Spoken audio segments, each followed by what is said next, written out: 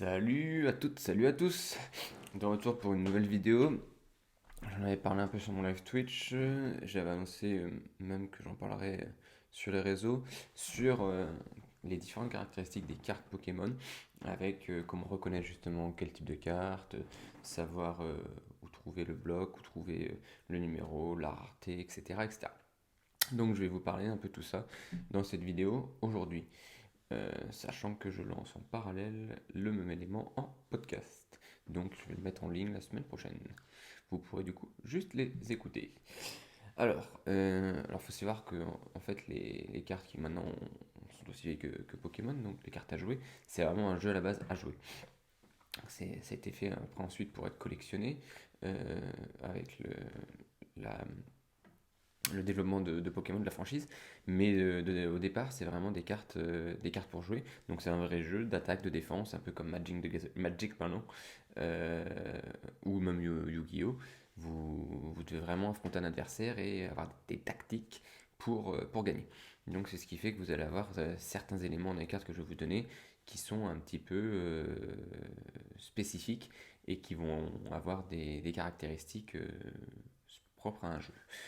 Donc Pokémon en fait a développé son jeu maintenant il y a 25 ans. Il a été décomposé en plusieurs blocs qu'on peut associer, ça peut être un peu comme les jeux en fait, ou la série on va dire d'animé a été décomposée en plusieurs saisons. Bah là c'est un peu le même genre de réflexion, c'est-à-dire qu'il y a plusieurs blocs avec dans chaque bloc des caractéristiques spécifiques avec des Pokémon spécifiques de génération. C'est-à-dire que vous n'allez pas pouvoir mélanger les différentes générations, ON, Johto, Kanto, Alola, etc.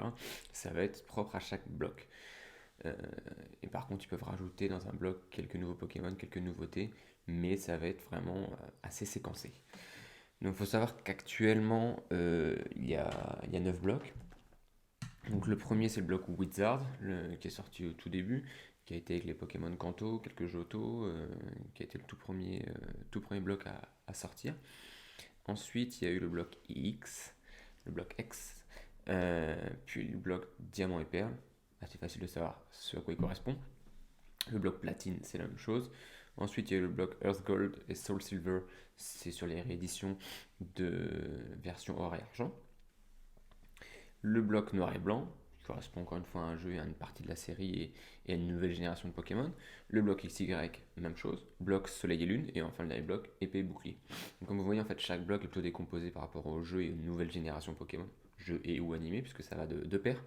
Et, euh, et donc, c'est pour ça qu'on en retrouve 9. Donc, au départ, en fait, dans le bloc Wizard X, c'est, je dirais, un peu plus complet dans le sens où il y a pas, c'est pas spécialement spécifique à un seul jeu ou à une seule saison. Et puis, au fur et à mesure, ça se séquence vraiment de plus en plus. Au sein de chaque bloc, en fait, il y a des séries. Euh, vous pouvez voir dans le bloc Wizard, il y a du jungle, il y a du fossile, il y a du rocket. Voilà, il y a plusieurs choses dans le bloc Soleil et Lune. Vous allez avoir de l'ultra prisme. En fait, chaque série, c'est que par exemple, sur une année, Pokémon va sortir plusieurs séries de cartes. Et dans cette série, vous allez avoir, admettons, une centaine, 150, 185 cartes euh, qui va correspondre juste à une série. Donc vous allez avoir cette série qui va sortir en janvier ou février. La série suivante qui aura plus ou moins de cartes sortira. Généralement, c'est 3 mois après. Ça dépend, mais on considère que c'est à peu près 3 mois après. Et puis ça continue comme ça. Donc c'est de manière en fait à toujours innover, à amener de nouveaux Pokémon, des nouveautés, puisque tout comme le jeu, il y a des add-ons qui apparaissent quand même tous les 6 mois à peu près. Maintenant sur Switch, on va voir ce que ça va donner avec les futurs jeux, mais actuellement c'est à peu près tous les 6 mois, voire tous les 9 mois sur Épée Bouclier, et à voir maintenant ce que ça donnera sur les futurs jeux et sur l'année qui est en cours, l'année des 25 ans. Euh, les séries en tout, la dernière série en fait actuellement parlons qui vient juste de sortir là au début du mois, c'est Esprit de combat pardon, Esprit de combat avec justement, ça correspond au dernier add-on de épée et bouclier. Des séries, il y en a actuellement 94, donc ça fait un bon paquet quand même, quand on sait qu'il n'y a que 9 blocs, ça fait une dizaine de séries par bloc en moyenne, donc il peut y avoir des séries spécifiques avec des éléments qui vont venir. Euh, vous avez les cartes escouades qui sont arrivées dans la série Soleil et Lune, des choses comme ça qui sont apparues au fur et à mesure des séries. Donc j'en parlerai plus en détail après.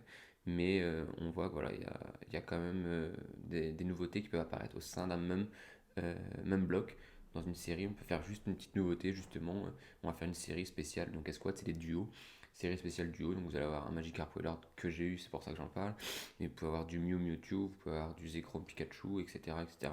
C'est des cartes en fait qui vont regrouper deux Pokémon et qui vont faire des attaques d'autant plus puissantes. Donc c'est que parce que dans le jeu, ça permettait à cette époque de faire des binômes. Voilà, il y avait des liens par rapport à l'histoire, par rapport au jeu. Ils se sont dit, ah, tiens, dans le jeu, on l'a mis, on l'a pas encore mis dans les cartes, on va le mettre dans les cartes. Et c'est ce qui est apparu avec Esquad. Il faut savoir que il y a des possibilités justement comme ça, comme ce binôme, cette partie Esquad, qui vont apparaître juste sur une série, qui vont plus être présentes sur la série suivante, et qui vont réapparaître après, ou pas du tout d'ailleurs. Donc on en a vu plusieurs, je vais en parler dans dans les prochaines minutes et vous allez pouvoir découvrir ça. Donc il faut savoir que une fois que vous avez ces aspects blocs puis inter-série, vous avez les cartes. Donc les cartes, pour les acheter, vous avez différentes possibilités. Vous allez avoir, dans un premier temps, les decks. Donc les decks, comme tout jeu de cartes, c'est juste un paquet de base. Deck souvent de 30 cartes. Vous allez sur Yu-Gi-Oh!, Digimon, Dragon Ball, Naruto, Pokémon, Magic the Gathering, faire un peu de ça. C'est des decks souvent de 30 cartes, avec ces decks qui sont communs, donc c'est pas très difficile d'avoir les cartes qu'il y a dedans, mais c'est pour apprendre à jouer, c'est vraiment les cartes de base. Donc vous allez avoir quelques basiques, des cartes pour Pokémon Dresseur, etc. De quoi vous faire votre premier deck pour faire vos premières parties. Donc ça c'est le premier point, donc c'est les decks. On en a un par bloc qui sort, des fois un par série, pas tout le temps, mais un par bloc c'est tout le temps le cas. Ensuite vous avez des boosters. Donc les boosters sont sous cette forme-ci. En fait, les boosters, vous pouvez les. C'est des petits sachets que vous pouvez acheter un peu partout, que ce soit dans les grandes surfaces, que ce soit dans les magasins de jouets, les magasins spécialisés de cartes, même Buralist, il y en a un peu partout. Et c'est en fait un petit blister avec un visuel qui change à chaque fois. Donc il y a plusieurs visuels par série, encore une fois. Ça n'a pas d'importance pour ce qu'il y a à l'intérieur, mais c'est juste petit marketing de faire plusieurs visuels. Donc ça fait 5-6 Pokémon, 5-6 visuels sur chaque série.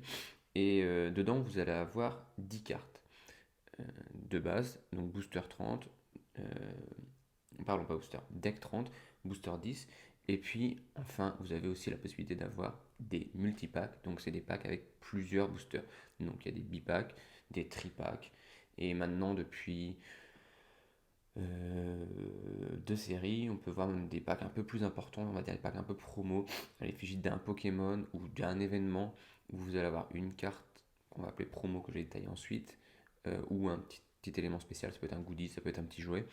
Et vous allez avoir un nombre de packs, de boosters pardon, dedans, donc ça va être 4 boosters, et vous allez avoir un prix qui peut être plutôt attractif pour cette série.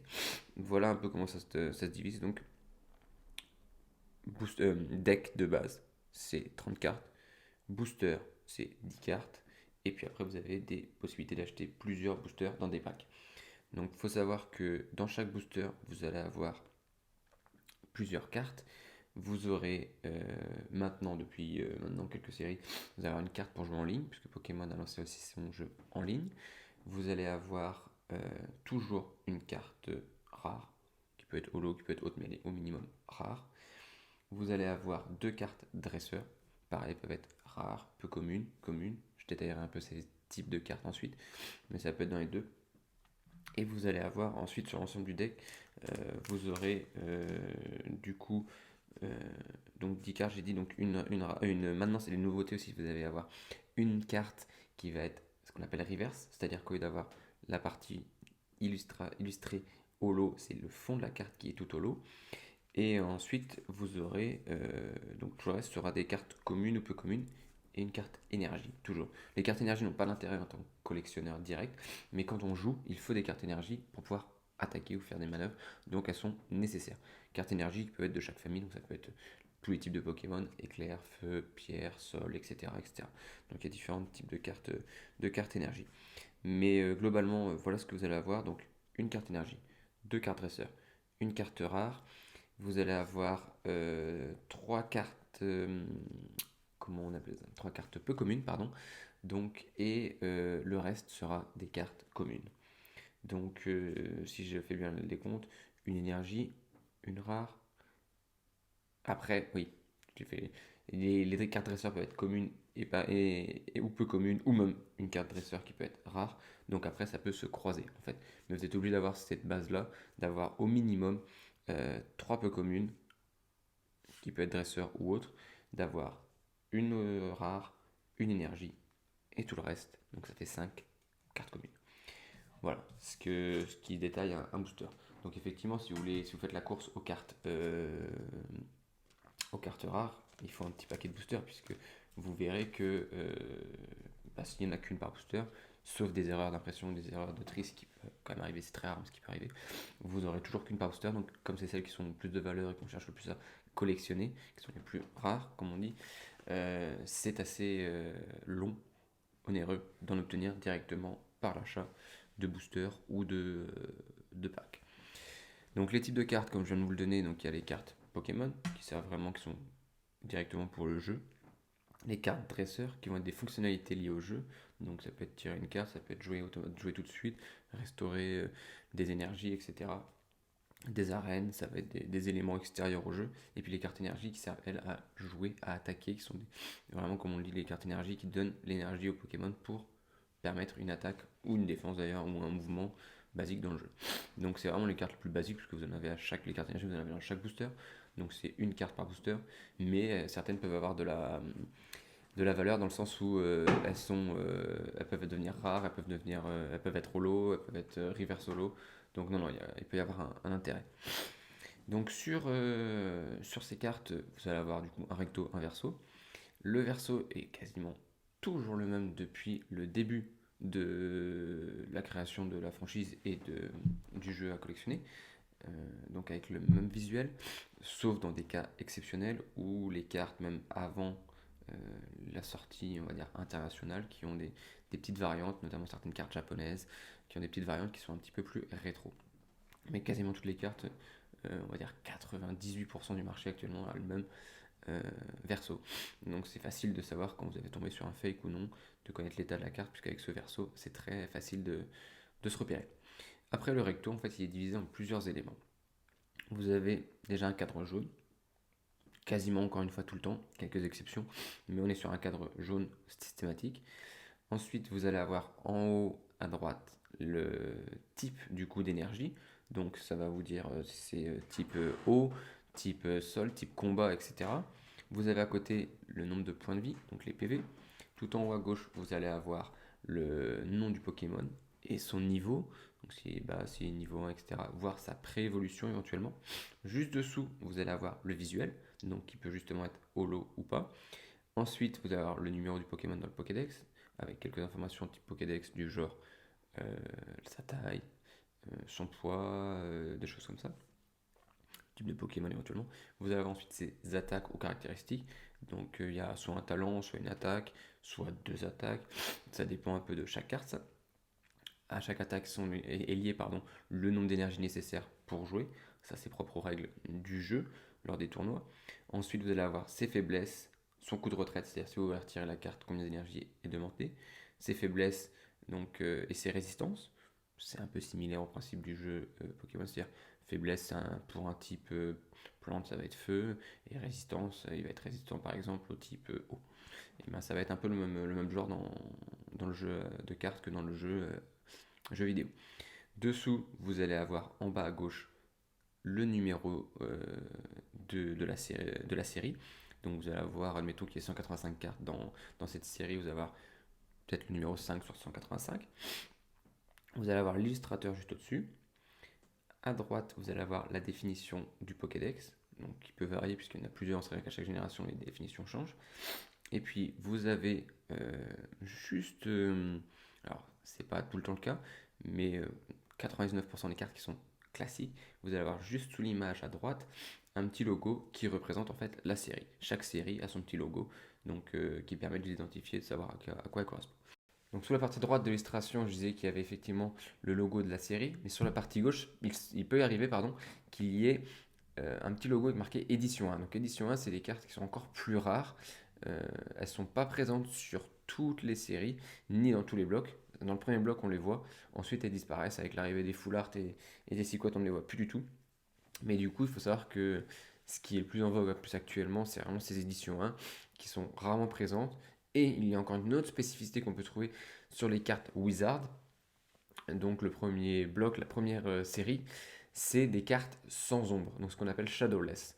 C'est vrai que c'est pour qu'on a trouvé justement l'une des cartes les plus chères actuellement sur le marché et qui est le plus la cote dans les dernières années.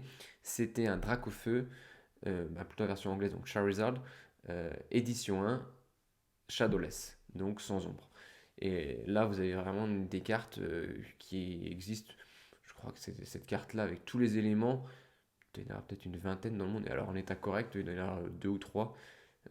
État correct ou parfait état, pas plus de trois. Donc c'est d'où la rareté qui fait aussi les montants qu'on a pu entendre de centaines de milliers d'euros à la vente de cette carte. Donc ça c'est un peu les éléments de base. Donc il faut savoir que pour chaque série, vous pouvez avoir aussi plusieurs illustrateurs. Donc ce qui fait qu'une série complète ne va pas avoir tout le temps le même look, les Pokémon ne vont pas ressembler toujours à la même chose. Et ce qui donne aussi un intérêt, puisque du coup la série peut varier, et selon l'illustration, et ben, le Pokémon peut devenir plus ou moins, non pas forcément intéressant, mais plaire à un public plus important. Donc c'est vrai qu'il y a toujours plusieurs illustrateurs par série, et du coup vous pouvez retrouver à travers la série des illustrations que vous avez vues sur la série précédente, sur celle d'avant, etc. Donc c'est assez sympa à voir, et c'est vrai que pour les spécialistes et ceux qui sont dedans depuis un petit moment, ça fait toujours plaisir de retrouver des illustrateurs et de comparer un peu ce qu'il a fait sur un blog, puis sur un autre, ou sur une série, puis sur une autre. Donc ça, c'est assez sympa. Donc ce qu'on a comme élément, en fait, aussi tout en bas à gauche, que j'ai oublié de préciser, à côté du numéro par rapport à l'ensemble de la série, donc comme je dis, par exemple le 585, vous avez un petit logo. Ce logo peut avoir plusieurs formes. D'abord une forme circulaire pleine, un carreau noir plein, qui signifie que c'est une carte commune. Carte commune, celle que vous allez avoir le plus fréquemment, parce que c'est celle que vous avez le plus dans les boosters par exemple, dans les decks aussi, mais dans tous les types. C'est là que vous avez le plus de cartes, c'est les cartes qui sont les plus faciles à obtenir. Sinon, vous pouvez avoir la même chose, ça peut être un losange, c'est plutôt un carré, je dirais décalé, mais les gens disent plutôt un losange, qui sont les cartes peu communes. Donc on a un peu moins souvent, qui sont un peu plus puissantes dans le jeu de cartes, et qui sont un peu plus rares, mais en termes de collection et de valeur, elles ne sont pas forcément tout le temps là. Et puis, on a aussi les cartes avec une étoile, qui sont les cartes rares. Donc, cartes rares, c'est les cartes qui sont plus recherchées, plus difficiles à obtenir. Comme je l'ai dit, c'est une carte par booster.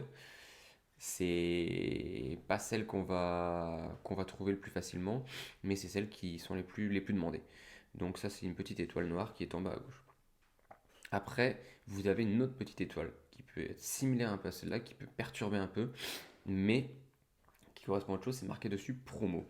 Donc ces étoiles avec marqué promo, en fait, elles correspondent à des cartes qui sortent qu'à des moments spécifiques.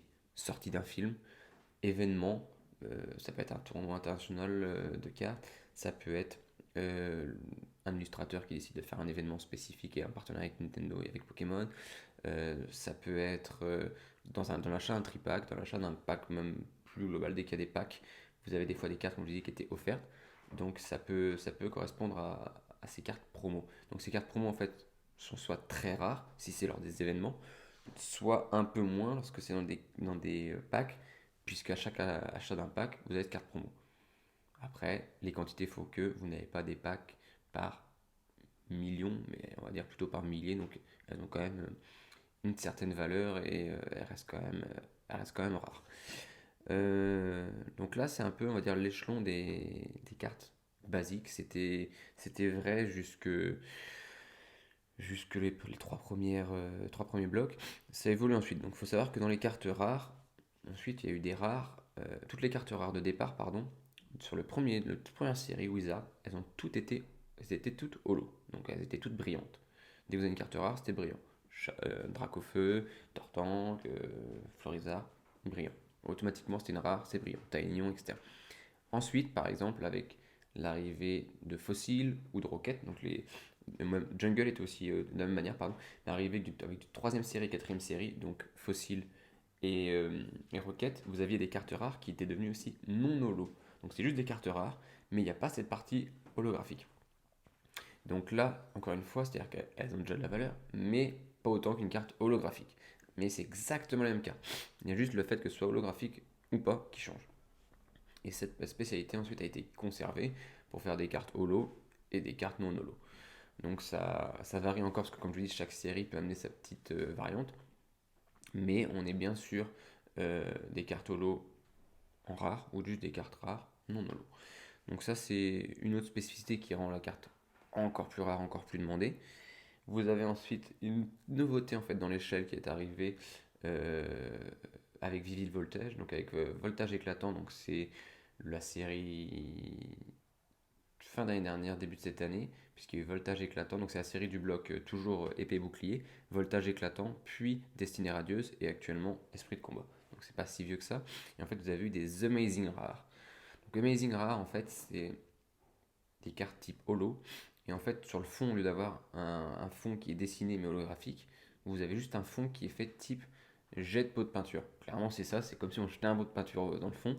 Ça fait un espèce de petit cercle concentrique qui donne de la lumière un peu dans tous les sens. Et ça donne une carte holo qui est très très sympa. Donc vous allez avoir du Celebi, vous allez avoir il y a Rayquaza, il y a eu Raikou, voilà, qui sont des cartes qui ont été très demandé parce que justement c'était la première série qui lance ça, c'était une nouveauté. Et il y a eu Jirachi d'ailleurs aussi. Et cette nouveauté du coup elle a été faite en plus quasiment autour des Pokémon légendaires. Elle était vraiment faite de manière marketing à ce que ça attire. Elles sont visuellement franchement moi je trouve très sympa, très agréable à regarder. Et puis en plus comme c'est des Pokémon qui sont quasiment tous légendaires, il y a un intérêt supplémentaire. Donc ça c'est les Amazing Rares qui sont encore au-dessus des Holo. Vous avez aussi au-dessus de ça quelque chose qui est apparu il y a maintenant plusieurs séries, c'est les full art. Donc les full art elles sont apparues, je ne dis pas de bêtises, je me sens que c'est avec le noir et blanc, oui, oui c'est noir et blanc. Donc les full art en fait c'est une carte qui au lieu d'avoir, comme j'ai détaillé, juste la petite illustration qui est en haut de la carte, en fait l'illustration prend toute la carte. Donc le fond de la carte c'est l'illustration.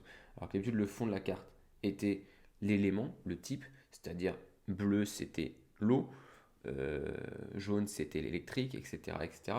Là, le fond de la carte c'est le dessin. Donc l'illustration est complète sur la carte.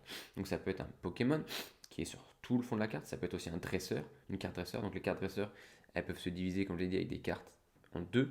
Donc c'est des cartes dresseurs qui vont être par exemple des terrains, des labos, des objets. Il y a les cartes dresseurs, donc c'est des vrais dresseurs, type professeur Chen, type un maître d'arène, Pierre, Ondine, etc. Et donc c'est des dresseurs qui sont présentés par exemple sur toute la carte. C'est ce qu'on appelle une full art. Donc une full art, c'est bien comme son l'indique en anglais, c'est l'art total, complet. Donc toute la carte est illustrée.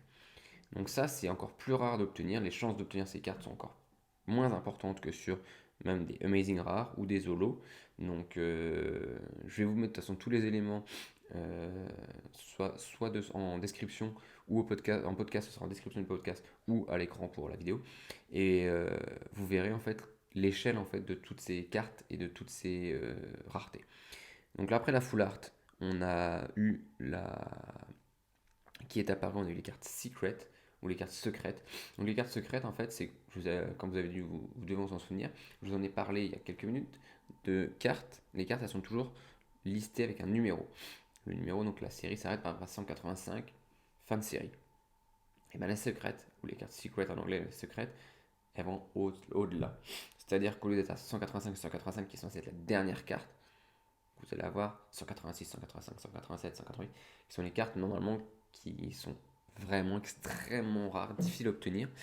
Pour les cartes dresseurs, vous allez avoir un tour doré et ça va être un fond doré lorsque c'est des objets ou des énergies. Pour les cartes dresseurs illustrées, donc comme je disais, parlé de Ondine, Pierre ou d'autres dresseurs, ça va être en fait des cartes avec un effet arc-en-ciel, un peu entre essence et arc-en-ciel, qui vont être toujours en full art, mais avec un effet essence ou arc-en-ciel. Donc il n'y aura plus de dessin qui va être réel, ça va être vraiment un effet, on va dire, gasoil, essence, arc-en-ciel. Chacun va voir midi à sa porte, mais ça, voilà, c'est l'effet que je vais indiquer. Et pour les Pokémon, c'est le même effet, exactement le même effet. Donc on est sur une full art avec cet élément-là. Donc ces cartes donnent un effet un petit peu euh, plus métallique, entre guillemets, mais c'est les plus rares, c'est les plus recherchés, à part les cartes édition promo que je vous parlais tout à l'heure, oui, et avec des éditions très limitées. Dans les séries classiques qu'on a ouvertes au public, ce sont les secrets qui sont les cartes les plus rares et les plus difficiles à obtenir. Et même si on est un amateur du jeu, avec les cartes secret, on a des compétences qui nous permettent, ou des objets qui nous permettent de jouer euh, ou d'avoir des facilités dans le jeu qui vont être vraiment inédites et qui vont donner un réel bonus. Donc voilà un peu ce que je peux vous donner sur ces différentes pyramides, sur ces différents niveaux de cartes. Donc comme je dis, ce qu'il faut retenir, c'est vraiment d'abord que toutes les cartes sont similaires. Donc c'est-à-dire que si vous voyez des cartes avec des choses qui vous étonnent un peu, que vous n'avez jamais vu, que vous n'avez jamais entendu parler, méfiez-vous, ça sent un peu l'arnaque, ça sent un peu la carte qui n'a pas été produite de la même manière. Donc soit vous renseignez, ça peut être quelque chose de très rare et qui est unique, soit vous faites arnaquer. Et là, c'est assez facile du coup de s'en rendre compte. N'oubliez pas que, comme je disais, le verso est toujours similaire, qu'il y a toujours ce cadre jaune. S'il ne l'est pas, réfléchissez, regardez un peu, questionnez-vous. Il y a plusieurs éléments.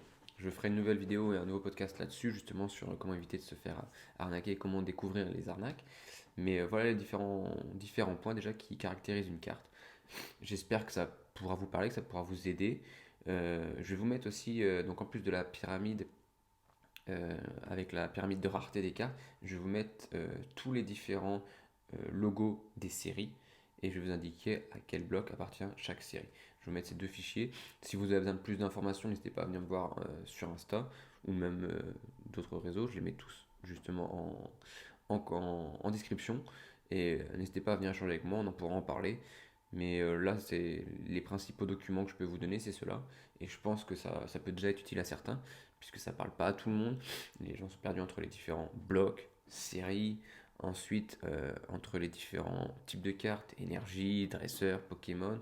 Et puis alors si on commence à rajouter les cartes, différents types de rareté de cartes, entre le commun, peu commun, rare, holo, non holo, reverse, amazing rare, full art, secret, commence à y avoir un paquet. Donc c'est vrai que si on se plonge pas un peu dessus et qu'on regarde pas un peu plus dans le détail, c'est très vite prise de tête, on est très vite perdu et puis on s'y retrouve pas. Quand on veut jouer et quand on est amateur du jeu de cartes, on peut très vite trouver parce que on va vouloir jouer, donc on va apprendre en jouant. Quand on est juste collectionneur, on peut vite être perdu et ne jamais trouver les éléments. Donc c'est pour ça que moi je vous proposais ces petits détails qui peuvent vous aider et qui pourront vous permettre déjà de mieux vous retrouver dans tous ces éléments. N'hésitez pas à me contacter et puis de toute façon je vous remettrai d'autres vidéos en ligne. Venir voir tous les samedis à partir de 18h30 les vidéos, les live Twitch qui sont juste réservés à Pokémon. Donc avec toujours une ouverture de booster, des questions, des thèmes et puis on échange dessus. Merci à tous d'avoir suivi. À la prochaine. Ciao ciao.